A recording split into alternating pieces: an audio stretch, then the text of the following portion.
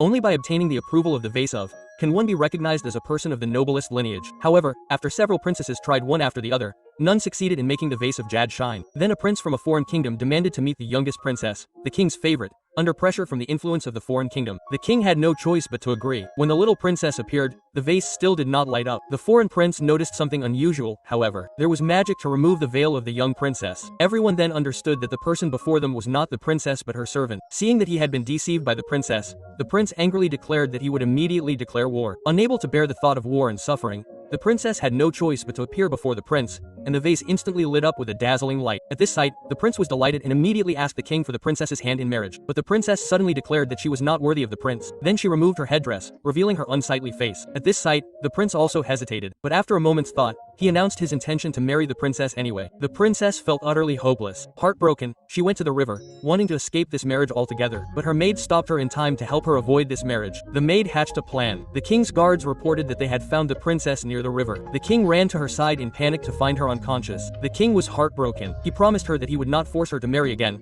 but the princess still breathed her last. The king was instantly overcome with regret. He held a funeral for her in sorrow, but the prince suspected that all this was just a Russian act by the princess. Until he saw the princess, the prince reluctantly agreed to leave. After everyone had left, the maid quickly opened the coffin and saved the princess. But just as the princess was about to get into the carriage to leave, the king suddenly appeared. Everyone trembled with fear and quickly knelt down, but the king simply bid his daughter a tender farewell. He wished that his daughter would fulfill her heart's desire and live like an ordinary person.